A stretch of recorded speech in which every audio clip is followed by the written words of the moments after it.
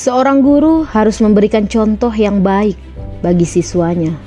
Mereka harus mampu mempraktikkan nilai-nilai yang mereka ajarkan, seperti disiplin, kerja keras, kejujuran, dan toleransi.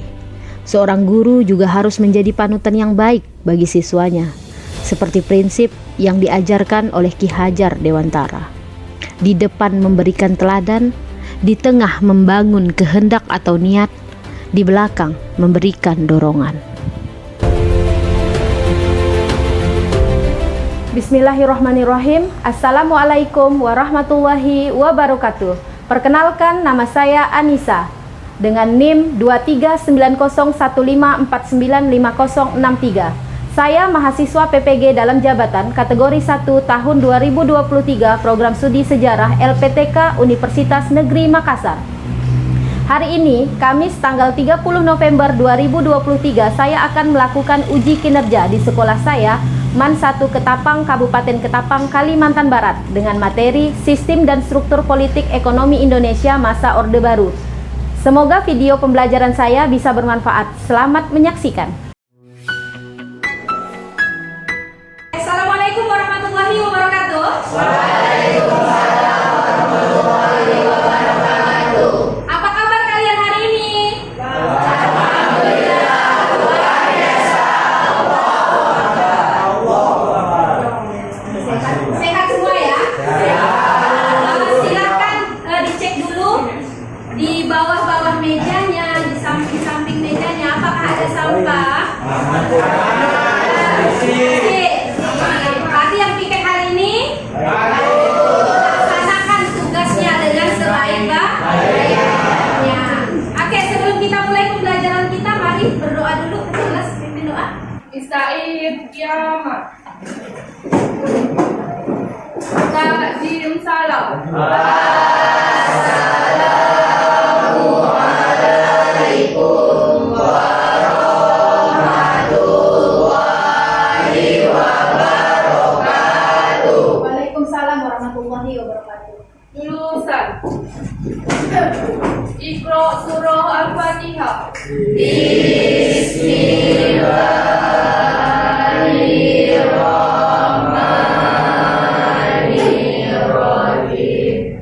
Alhamdulillahi rabbil alamin. Ar-Rahmanir-Rahim. Maliki yaumiddin. Iyyaka na'budu wa iyyaka nasta'in. Ihdinas siratal mustaqim. Siratal ladzina an'amta 'alaihim ghairil maghdubi 'alaihim waladdallin. Amin. Bismillahirrahmanirrahim. Raditu billahi rabba wa bil islami dina wa bil muhammadin nabiyya wa rasula. Rabbi zidni ilma warzuqni fahma. Rabbi adkhilni mudkhala sidqi wa anisni mukhraja sidqi wa ja'alni min ladunka sultanan nasira. Walhamdulillahi rabbil alamin. Alif, Hadir. Awaludin, Dini, Egar Dwi, Fatima, Gevani, Dika, M. Rizky, Maksum, Muhammad Rijal, Muhammad Abizar. Gak ada Muhammad Abizar? Hadir. Natasha, Novita Aulia, Nurul, Nyemas, Reza Daidan, Rita, Syarifah. Selanjutnya kita hari ini akan membahas materi tentang sistem dan struktur politik ekonomi Indonesia masa Orde Baru. Ada yang masih ingat materi minggu lalu sebelum kita masuk pada materi kita yang terbaru? Coba, Saudara Reja. Coba ya. Terpimpin adalah suatu sistem demokrasi pemerintahan yang menempatkan segala kebijakan atau keputusan berpusat pada pemimpin negara. Keputusan berpusat pada pemimpin negara. Menurut Reja, demokrasi terpimpin itu kemarin itu demokrasi terpimpinnya dia. Apa lagi yang bisa? Aulia, coba Aulia. Apa Aulia? Ciri-ciri demokrasi terpimpin. Ciri-ciri demokrasi terpimpin apa Aulia? Kekuatan politik berada di tangan presiden. Kekuatan politik sepenuhnya berada di tangan presiden. Berarti masih ingat, maksud masih ingat? Masih ingat, keren. Tepuk tangan untuk Aulia dan Reja. Tujuan pembelajaran kita hari ini adalah yang pertama, mengidentifikasi informasi dari berbagai sumber belajar tentang perkembangan politik dan ekonomi bangsa Indonesia pada masa Orde Baru. Jadi kalian hari ini kita harus mampu mengidentifikasi ya. Kemudian yang kedua, menganalisis hasil identifikasi tentang perkembangan kehidupan politik dan ekonomi bangsa Indonesia pada masa Orde Baru. Yang ketiga, menganalisis perkembangan kehidupan politik dan ekonomi bangsa Indonesia pada masa Orde Baru. Yang terakhir, menganalisis perkembangan kehidupan politik dan ekonomi bangsa Indonesia pada masa Orde Baru. Jadi, tujuan pembelajaran ini sangat penting agar kalian bisa tahu apa sih yang harus kita pelajari hari ini, apa sih yang harus kalian pahami hari ini. Maka di dalam tujuan pembelajaran ini mencakup semuanya. Bisa dipahami? Oke. Dalam materi, maka akan Ibu tontonkan dulu video tentang Orde Baru. Ya, silahkan kalian pahami. Nanti akan kita bahas lebih lanjut lagi mengenai Orde Baru. Dahulu kala, raja-raja Nusantara dengan kekuasaan absolutnya dapat bertahta dengan waktu yang cukup lama, belasan tahun, bahkan puluhan tahun. Masa berganti, Indonesia modern pun berdiri, tapi sejarah seperti berulang. Lahir penguasa yang memerintah selama puluhan tahun lamanya, dan itu terjadi pada masa Orde Baru. Terutama pembangunan jawabannya yang kedua ini sudah titik berakhir kepada peningkatan kualitas manusia. Apa yang dimaksud dengan Orde Baru? Orde Baru merupakan sebuah istilah yang digunakan untuk memisahkan antara masa kekuasaan Presiden Soekarno atau Orde Lama dengan masa kekuasaan Presiden Soeharto.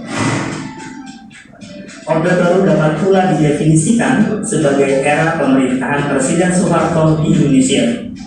Orde Baru dimulai sejak keluarnya Surat Perintah 11 Maret tahun 1966 sampai pengunduran diri Soeharto dari jabatan Presiden pada 21 Mei 1998. Orde Baru lahir sebagai upaya untuk koreksi total terhadap penyimpangan yang dilakukan pada masa Orde Lama, menyusun kembali kekuatan bangsa untuk menumbuhkan stabilitas nasional guna mempercepat proses pembangunan bangsa. Apa saja yang akan kita bahas dari Orde Baru? Pertama, masa transisi. Kemudian, stabilitas politik dan ekonomi.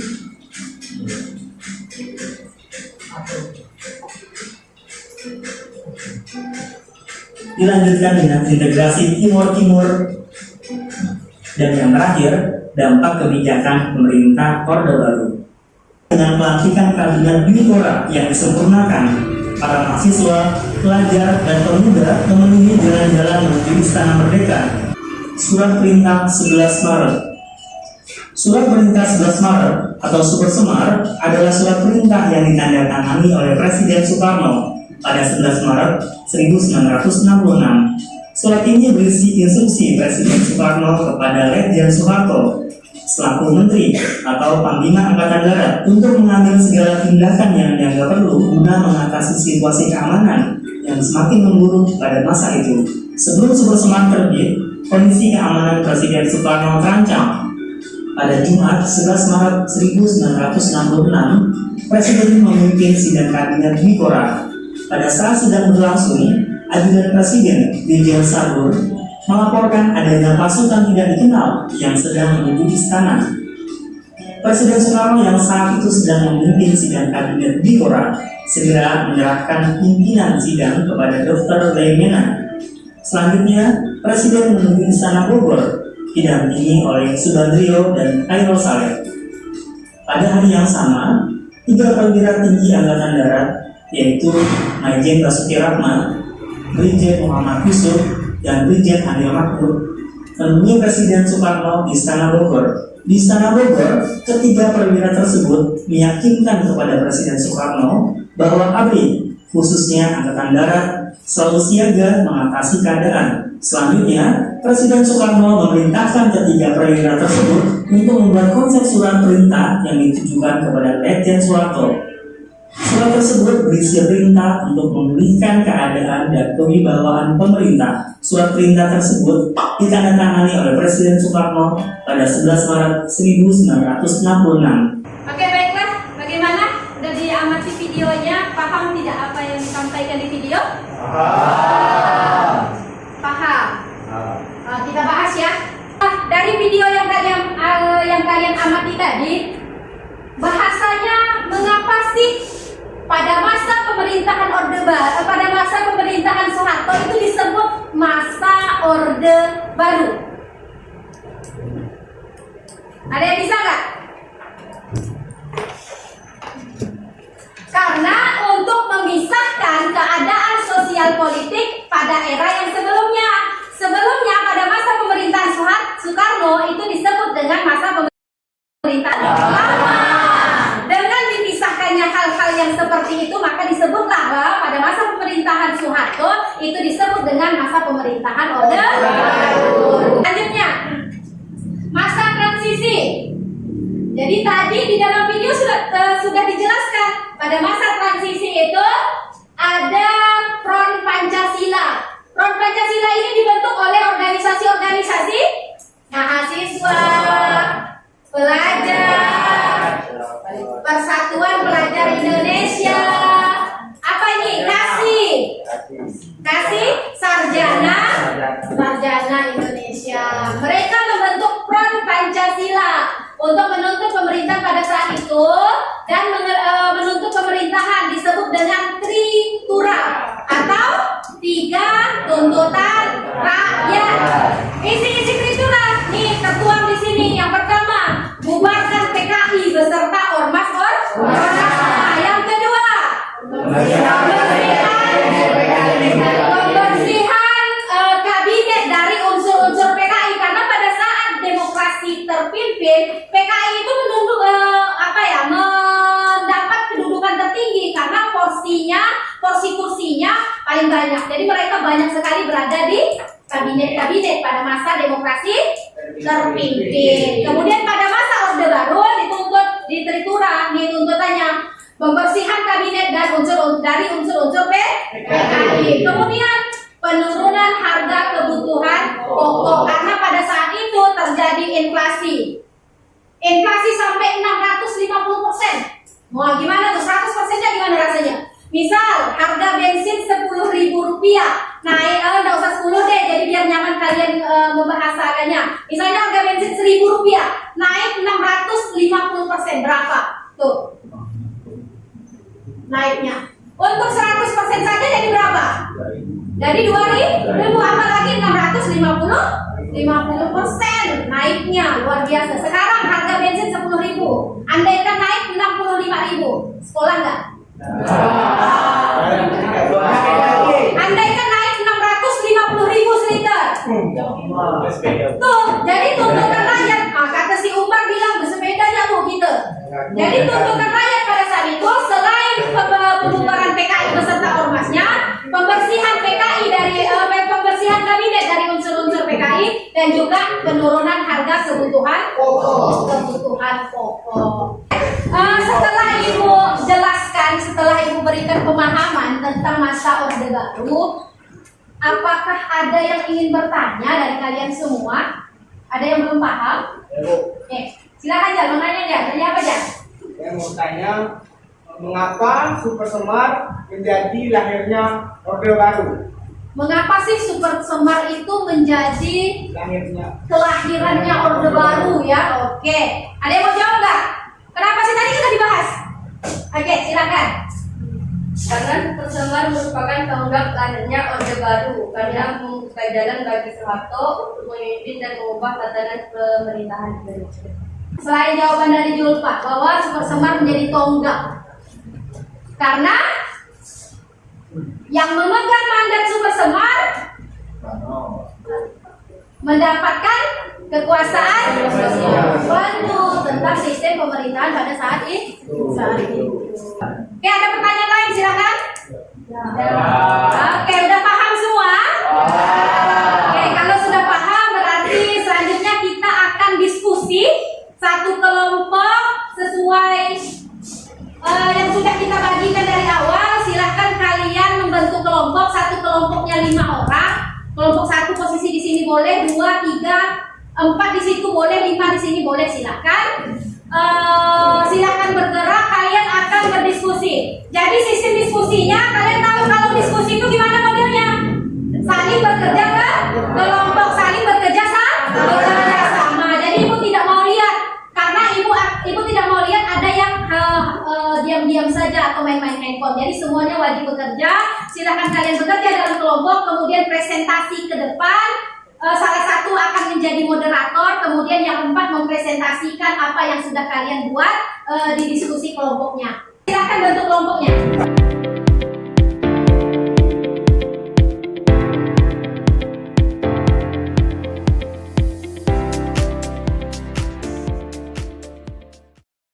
Oke, selanjutnya ibu akan membagikan LKPD ya. Silakan kalian tuh, jadi masalah kalian tuh ada di sini. Silakan kalian buat, kalian bikin PowerPoint-nya untuk presentasi ke depan. Nanti disiapkan ya LKPD membagikan. Kemudian dengan kelompoknya. Kelompok 1 silakan ditulis. Kelompok 1 di sini berarti yang intinya. Kelompok 1. Kelompok 2.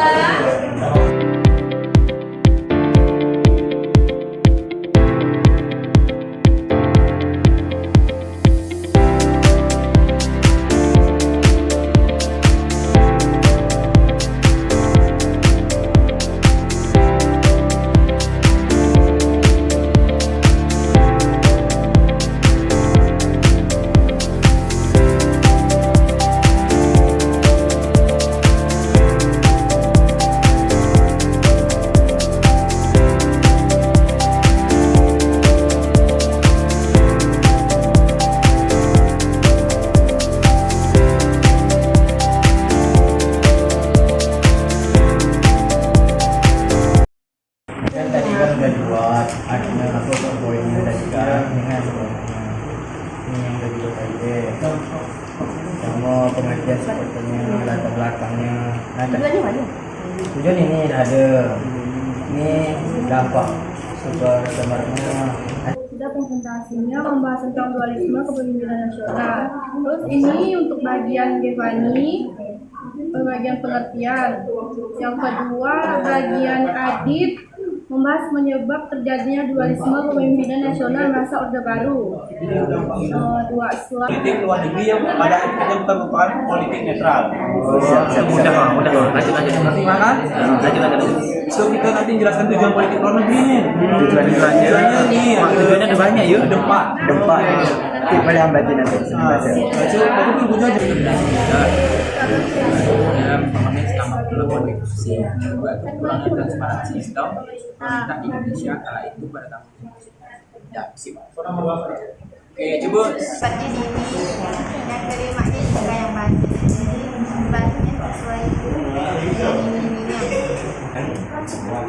Silakan kalau ada pertanyaan tanyakan ya. Kalau ada yang belum dimengerti, kalian membahas tentang pertama akhirnya apa? Oke, pertama latar belakang ya. Ada LKPD-nya mana? Lihat. Oke, kalian membahas tentang apa tuh yang dibahas? Pengertiannya, oke.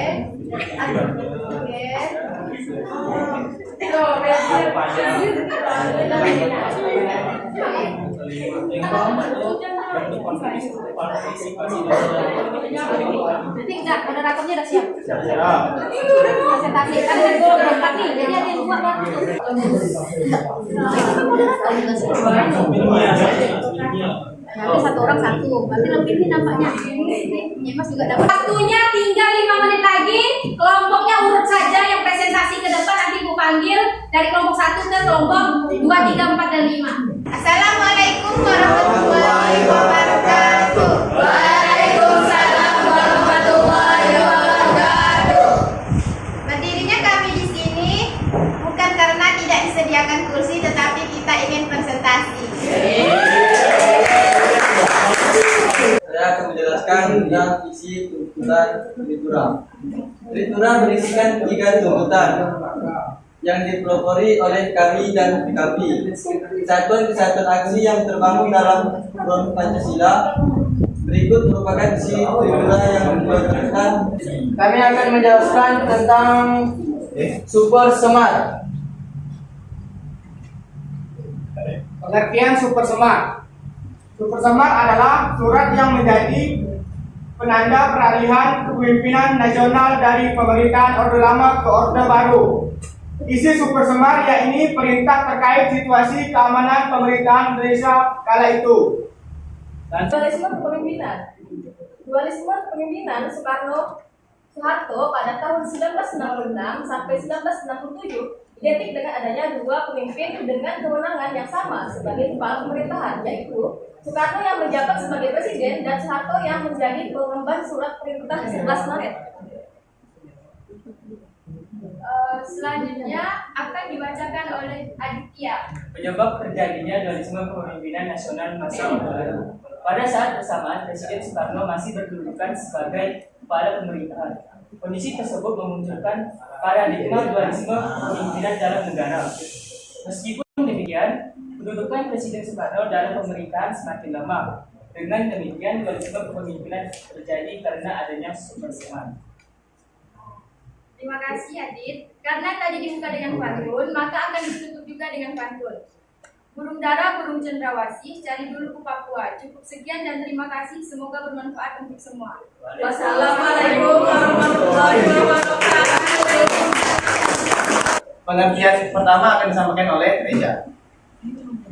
Pengertian politik bebas aktif. Yang dimaksud dengan bebas aktif adalah politik luar negeri yang pada hakikatnya bukan merupakan politik netral, melainkan politik luar negeri yang bebas menentukan sikap dan kebijaksanaan terhadap permasalahan internasional dan tidak mengikat diri secara a priori pada satu kekuatan dunia. Baik, tujuan di sini disampaikan oleh Adam. Baik, yang kedua adalah tujuan politik luar negeri Indonesia. Yang pertama ada mempertahankan kemerdekaan bangsa dan menjaga keselamatan negara. Dan yang kedua adalah memperoleh barang-barang yang diperlukan dari luar negeri untuk meningkatkan kesejahteraan rakyat. Dan yang ketiga meningkatkan perdamaian internasional dan mencapai syarat-syarat yang diperlukan untuk meningkatkan kesejahteraan rakyat. Baik, bismillahirrahmanirrahim. Assalamualaikum warahmatullahi wabarakatuh. Waalaikumsalam warahmatullahi wabarakatuh. Sebelum memulai presentasi kami, izinkan saya untuk berpantun. Datang pemburu menangkap itik. Mana cakepnya nih? Saya ulangi ya. Datang pemburu menangkap itik. Supaya enak dikonsumsi. Untuk bu guru yang paling cantik, izinkan saya memulai presentasi. Silakan. Terima kasih kepada Bu Anissa yang telah memberikan kesempatan kepada kelompok kami. Semoga kita semua diberi kesehatan dan keselamatan oleh Allah Subhanahu wa taala. Ya, langsung saja kepada pembahasannya yang dibacakan oleh Natasha.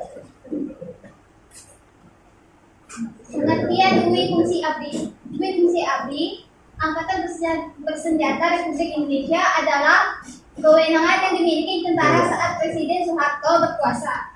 Selain menjaga pertahanan, TNI di masa itu juga berperan dalam sektor politik sosial. Dari hasil presentasi tadi yang Ibu lihat dari kelompok 1, 2, 3, 4, dan 5, semuanya sudah menunjukkan hasil yang bagus, pemahaman yang bagus. Terima kasih untuk kita semua, tepuk tangan. Selanjutnya, ada yang ingin bertanya?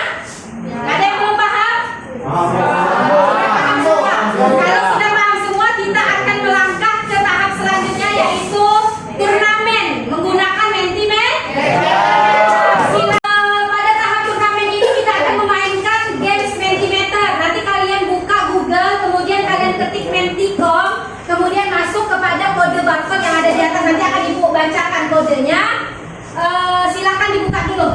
komentarnya, Kementikkomnya.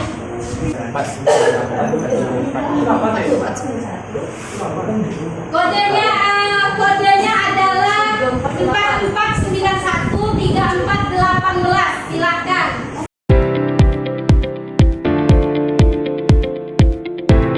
Kita mulai pertanyaan pertama.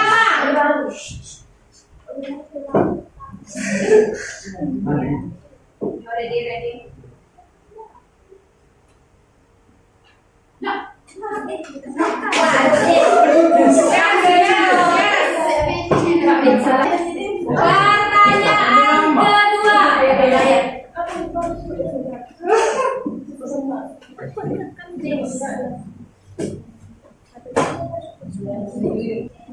Pertanyaan kedua.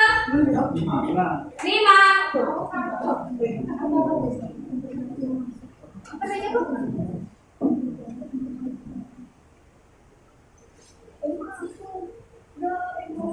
ke-5. Oke, kita lihat.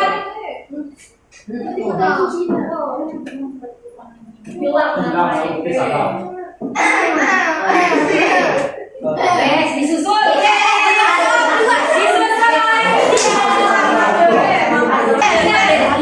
Pertanyaan berapa?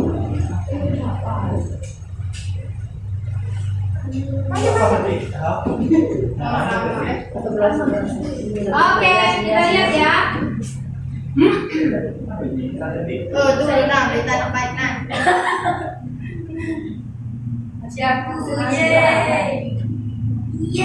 Naik. Ayo, masih bisa dikejar nih. Pertanyaan ke-9.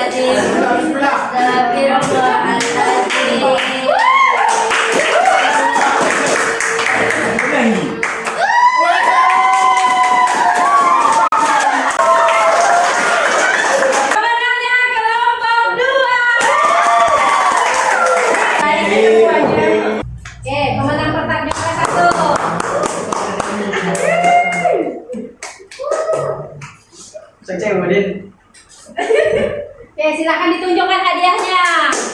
Tepuk tangan.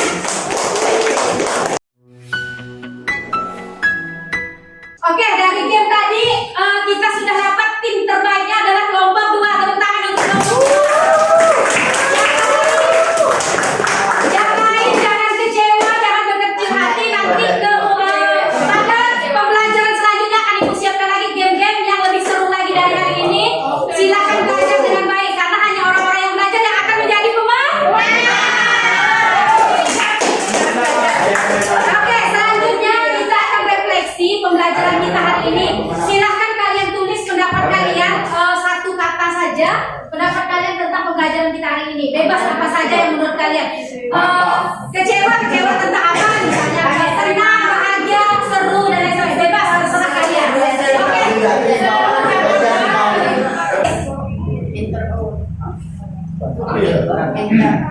Bebas, yuk. Sesuai apa yang kalian rasakan. Wes, keren, asik, bagus, menyenangkan, luar biasa, mantap. I'm so happy. Ayo, siapa lagi? 21, 3 orang lagi yang belum. Bingung gue. 24K. Berarti ibu lihat tidak membosankan, semangat, terbaik, menyenangkan, keren. Berarti semuanya positif ya. Oke, komentarnya keren banget. Good game guys, asik, menyenangkan. Apa itu? Bahagia. Iya bosku, gimana? Kan so happy, luar biasa. Ada nih satu. Oke, ibu lihat rata-rata sebagian besar positif semua ya untuk pembelajaran kita hari ini ya. Oke, Ya, Bu. tepuk tangan untuk kita semua. Pembelajaran kita hari ini telah sampai di penghujung kegiatan. Ibu minta satu orang untuk menyampaikan kesimpulan tentang pembelajaran kita dari pertama sampai di tahap penutup ini. Oke, siapa yang menyampaikan kesimpulan? Saya, Bu. Oke, silakan Nurul.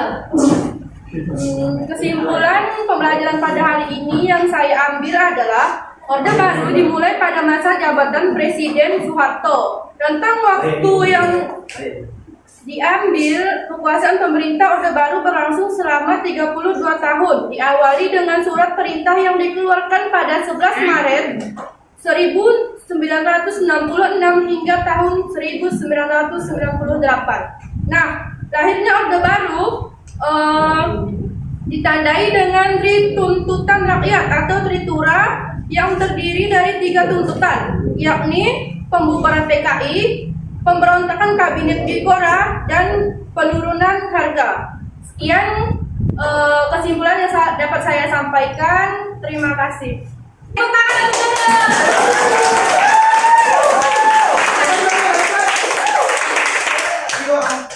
Bagus sekali kesimpulan dari Nurul. Untuk selanjutnya, silakan kalian belajar materi minggu depan tentang masa Orde Baru dalam bidang ekonomi. Silakan kalian pelajari minggu depan. Kita akan bahas tentang masalah ekonomi dalam pada masa Orde Baru. Oke, sampai di sini Ibu rasa sudah cukup ya pembelajaran kita. Silakan satu orang untuk pimpin doa. Rizky, pimpin doa Rizky. Doa penutup. Silakan Rizky pimpin doa terlebih dahulu sebelum kita akhiri pembelajaran kita hari ini. Istani Iqra wal Asr.